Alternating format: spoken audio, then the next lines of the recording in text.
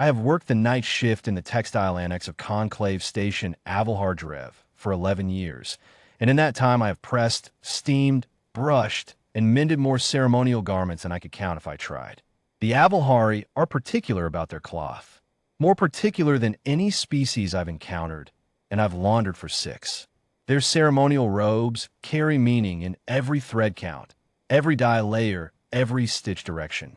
You damage one, and you've said something political, whether you meant to or not. I know this because First Attendant Devari told me on my 3rd day, very politely, that the way I had folded Delegate Verith Colin's ceremonial sash was technically equivalent to a mild territorial insult. I thanked him, repressed it correctly, and asked him to write me a guide. He did. 12 pages, beautifully formatted. I have it laminated above my press. None of this is why they call me in at 2 in the morning.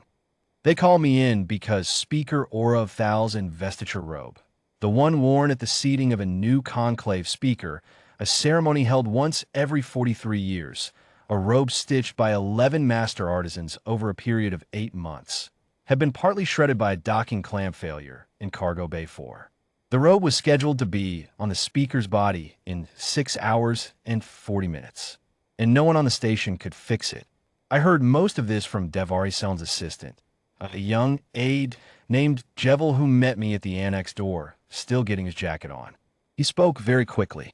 I let him finish, then picked up my kit bag, the personal one, not the station bag, and followed him. The robe was laid out on a long examination table in the garment archive. 7 Avalhari master artisans stood around it in a half circle, and not one of them was speaking. Avalhari's silence is heavy. They are tall and pale gold-skinned, and they carry themselves like architecture, and when they go quiet the room changes temperature. The robe was cream-white silk analog with a double border of hand-drawn thread work in a pattern I had spent 2 years learning to recognize.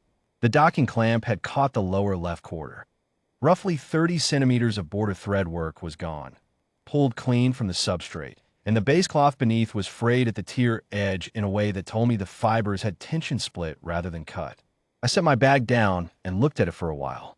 One of the artisans, a senior woman, Maestress Soth Avel, whom I had encountered twice before over laundry disputes, spoke behind me. We have attempted re-anchoring with the conclave's ceremonial thread stock. The substrate will not hold. The original stitching used a tensioning technique from the founding period that none of us were trained in. The pattern records were lost in the archival collapse of year 204. We cannot reproduce it. She said it the way you say a thing that is finished. Flat, certain, painful. I asked Devari to bring me a magnifying glass, a simple one, nothing specialized, and I looked at the surviving thread work along the tier edge. The intact border ran for another meter in either direction. The stitch pattern was unfamiliar to me by name, but my hands knew what they were looking at.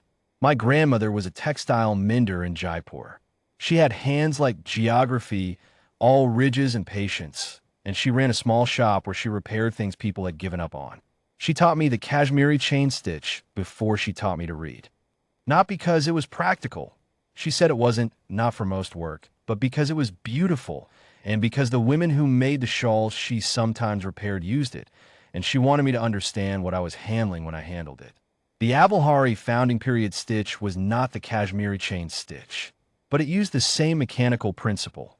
A self-locking loop pulled through its own anchor that distributes tension across the thread rather than concentrating it at the join point. That is why the border had survived. That is why the substrate had failed first at the tear instead of the stitch. The threadwork was structurally more resilient than the cloth itself. I straightened up and opened my kit bag. I can try, I said. Maestress Soth Avel looked at the bag. It is a canvas bag, brown, worn at the corners. It has been repaired twice. With what materials? She asked. I have a cream-weight silk thread that should color match within tolerances that won't red at ceremony distance, and a set of needles my grandmother left me. The room was quiet again. Then Devari said, very carefully, human laundress Chand, do you understand what this garment is? Yes, I said. That's why I said I could try rather than I can do it. He looked at me for a moment. Then he nodded once and stepped back. I worked for 4 hours and 20 minutes. I will not pretend it was easy. The substrate tension was unusual. Avalhari silk analog has a memory that Earth silk does not, and it wants to return to its woven shape, which means every anchor stitch fights you slightly. The color match was good, but not perfect, and I had to make a judgment at the second repair segment about thread weight that I was not entirely certain about for the first 40 minutes, until I could see it settling into the surrounding cloth correctly. The Avalhari artisans stayed, all 7 of them. They stood at the edge of the room, and they watched, and they did not speak, and I did not look up. There is nothing useful to say while someone is doing this kind of work. They understood that, and I respected them for it. At some point, Devari Selm quietly set a cup of tea beside me. I drank it without looking up. Good tea, stronger than I usually take it. I finished the border reconstruction at 6:14.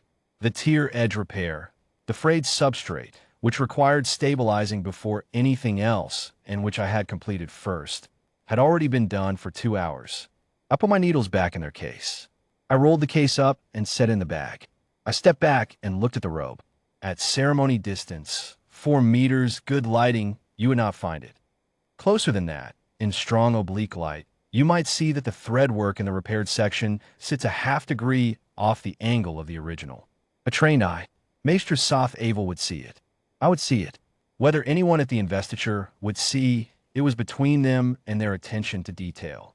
Maester Soth Avel crossed the room and looked at it for a long time. Then she said, "The tensioning." "My grandmother's stitch," I said. "Near enough." She looked at me, not the way people look at a laundress. I do not have a better word for it. She just looked. Devari Selm was at my elbow.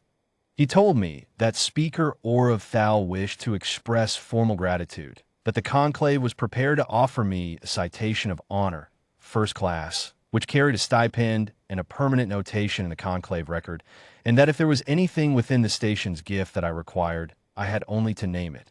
I thanked him. I said the work was its own satisfaction, and that I hoped the ceremony went well. I picked up my kit bag. He blinked. "You are declining?" "I'm not declining anything," I said. "I'm very glad it worked. I just need to get back. I have a full press queue starting at 7, and if I'm not there to set the temperatures before the morning staff comes in, they'll do it wrong, and someone's dress uniform is going to come out with a crease in the wrong place. And then we'll have a different kind of diplomatic incident." I thought Devari Selm might try to stop me.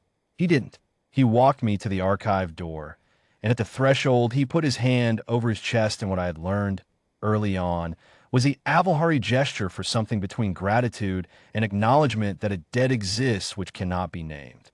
I nodded and went back to work. The investiture was at 9. I watched it on the station feed while I was pressing a set of junior delegates' formal collars. The robe looked correct. Speaker Or of Thal moved well in it, and the lower border fell the way it was supposed to, and no one looking at the ceremony would have known anything had happened to it. Devari Selm's guide is still laminated above my press. I added 1 page to it after. My own notes. How the Avalhari founding stitch works, as best I could reconstruct it from the surviving sections. What thread weight and what needle. Someone should know.